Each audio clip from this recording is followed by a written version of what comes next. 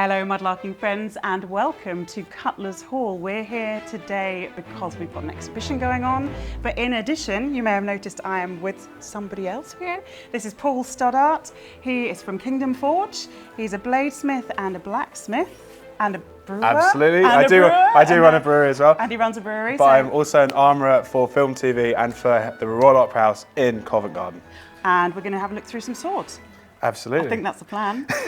We've got one or two. Okay. So my favourite, shall I just go in with my favourite? Because I think everyone else's favourite is over here, but we'll get to that in a second. I think your favourite is one you made. Yep. Okay, that'll be my favourite too, but this is my favourite. they're all your favourite. This is my favourite. So could you talk us through? This is a gorgeous sword. This is an original. It is about 150 years old. It's from the American Civil War.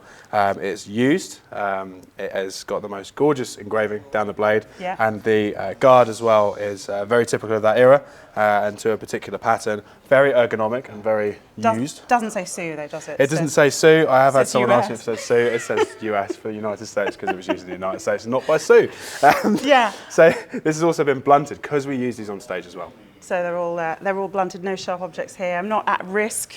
What did I say? Well, yeah, I could have fall, obviously. I was going to ask you about this. You said it's really ergonomic. It is actually. It's really nice to kind of hold and, well. It is. You've got to think it's a fighting implement. It's a fighting tool. Yeah. Back when we were switching over from edge weapons into firearms, that's when they started to become more decorative. And even now, officers in the armed forces carry very decorative swords. They're purely for decoration. Like the court sword you've got there. Absolutely. Like this little court sword here. This is a piece of jewellery, effectively. This is something you'd wear to a stately dinner, to a banquet, and it's a way of showing off your wealth and your status within society rather than an object. I love the knobbly bit, but I also love that it's got fabric. So is the fabric from the 18? That's it genuine. Is. I do believe that's the original sword knot that came with it. Sword knot. It's called a sword knot. Yeah, it's a decorative knot.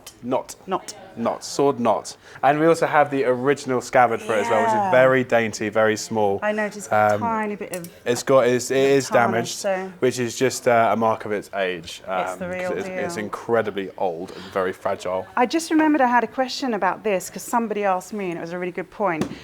Who is this, Custer, or is this? Which side is this? That is fortunately Union. That's definitely. This is Union. It's definitely Union. You did say earlier, didn't you? It is Union. Yeah, I did wipe the Confederate blood off of it this morning. That's the one. Yes. It's most certainly Union pattern. Obviously, there was actually a lot of officers that transitioned from Union to Confederate, and likewise. And back again. Yeah, exactly. Okay. So they did switch allegiances. It wasn't particularly uncommon.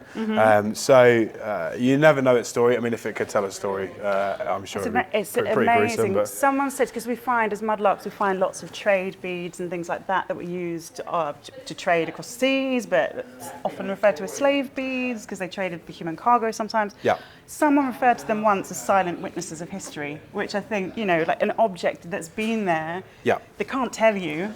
Yeah. What it seemed, but holding it. Exactly, and it's an important thing to preserve these. Falls under that saying of those who forget history are doomed to repeat it, right? Yes. It's an important thing to remember. Whether that's Union or Confederate, it's still a part of our history, and it's still an artifact that was used at the time. And it's important to learn a lesson from it, even if they were just more decorative than actually functional.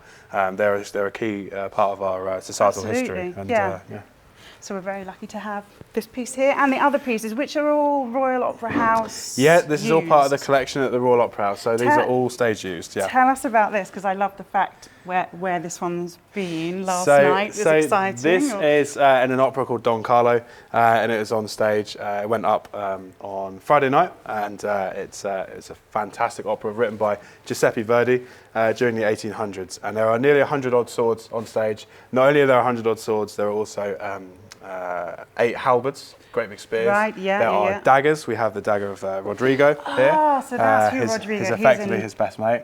So this, what's the handle? So it's a copy of ivory. This is a reproduction by a company called Hanwai Chen. Amazing bladesmith. They make a lot of combat blades. They make a lot of reproduction blades for again, film, TV and theatre.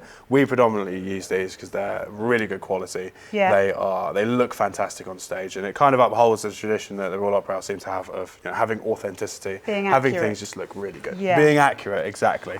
We totally skirted over the fact that you made this. Yes, We put it yeah, back down again. that was put together. Sorry. I was put together a couple of weeks ago. It is one of my favourites, but some of the other swords within the Royal Opera House that previous armourers have made are absolutely gorgeous. And again, the attention to detail is fantastic. So was that, you made that at Kingdom Forge? No, I made that at the Armoury, round the corner. Okay. So when you so the Armoury around there, that's where you at Bow Street we have a fantastic workshop facility. We have an incredible leather worker who I work with, who I'm very lucky to work with. They make the most fantastic, they're actually a saddler. So we have an amazing leather worker. We have metal workers such as myself and my other colleagues. And we have the workshops there, but I also run the forge in Suffolk. As well, okay. In fact, this sword here, myself and my colleagues at Opera House, we made this at both the Forge and the Royal Opera House. So which was the Forge? So the Forge, at your blades, yeah. And then my colleague Max did the handles, and then we worked with a foundry down in Somerset kind of way. He cast the pommels and the crossguards. That's it's a little bit weighty, heavy. it is weighty, and it isn't my kind of style, but it's exactly what the designer asked for. It's kind of cartoonish, isn't it? Slightly. And if you would have seen the opera Il Trovatore, it's exactly what they go for. Is that really from Il Trovatore? Yes. With my favourite, the Anvil Chorus. Yeah, the Anvil Chorus. So that is actually on stage during the Anvil Chorus. And in fact, that stage will be, as we speak today, that will be back on stage in an hour and a half. This will be. So it's going straight from here back to the Royal Opera House. In front of the audience. Yep, and then as an armourer, we're there to issue the swords and make sure they're used safely and correctly on stage, make sure there's no burrs, and make sure the chorus are happy with everything, because it's actually the chorus that use these. The chorus use these when they're doing their striking the anvil. Yeah, oh, with lots of anvils, lots of swords, lots of spears. It's a and fantastic cartwheels. opera. No, cartwheels, there's backflips and all sorts. It's very grotesque, old school kind of slapsticky. Beautiful opera. And Verdi not only did he write Don Carlo, Aida, and Il Trovatore and Traviata. Amazing composer. I've been to his house. Really? You can go to his house. You can go to Verdi's house. Yeah, and his piano is still in there that you compose things on, I think. Wow. Don't quote me on that, but I've definitely been to his house. Man knew how to write a banger, that's for sure. There we go. The man knew how to write a banger. That is true. Bit of a legend. Yeah, bit of a ledge. Should we go to the one that everybody likes? I think we probably should. I'm Yeah. going to pass it to you. It's a two-hander. I'm Thank you not very going to much. say what it is for a second to see if anyone watching can guess. I'm not a really big Tolkien fan. Neither am I. And I'm not a big Lord of the Rings fan Neither either, am I, but controversially, especially at work. Yeah. I'm not the biggest fan. However, this is quite cool. There's a company in New Zealand that works very closely with Peter Jackson and continues to, called Weta Workshops, and they are fantastic armourers to the film and TV world. Yeah. They made all of the swords for Lord of the Rings and for The Hobbit, and all of their edge weapons. Again, fantastic armourers. The amount of people that ask me if I made it or if I had anything to do with Lord of the Rings, I was 7 when it came out, so definitely not. So definitely oh my not. God, I'm feeling my age. Feeling my age. So they made all these swords. This is the sword of Aragorn. I think it's called Anduril. I know the Eye of Sauron. Yeah, I know there's probably loads of people cringing right now because I know sweet FA about Lord of the Rings. But you know that Weta made it. Yeah, Weta are fantastic. Yeah. Our equivalent in this country, we have two awesome armourers called, two organisations called BAPTI and called Foxtrot. Very, very well known. Yeah, they're very, very well known. There's loads of other armourers as well, but those are sort of the two predominant ones for film and TV over here. They don't tend to do much theatre stuff, as far as I'm aware, anyway. But incredibly good armourers. We actually have worked with them in the past as well. I think we've borrowed stuff off of them in the past, and they're very, very good at that kind of thing, collaborating and getting the job done safely. Yeah, and, very nice. And you also firearms? Yes, we do. We do. At the Royal Opera House for the sound? Yeah, exactly. So if you look at a recent opera, which you can now, I think, stream online, it's called Aida, another absolute Verdi banger. From Verdi. So that had a lot of firearms. As you'll see from all of the promotional stuff, it had a lot of G36s in it. It didn't actually have any gunshots, but lots of rifles on stage and lots of weapons on stage. And again, as an armourer, we're there to make sure that you're making sure they're all secured. And D, what's it called when you... the deactivated traded and made safe. So we have 3 things we need to do. One, we need to notify people of the state of the weapon, whether it's a realistic, or if it's a dummy or a fake, or if it's loaded or made ready, whatever. We also need to make sure people are using orientation awareness, making sure that the barrel is always pointed in the correct manner.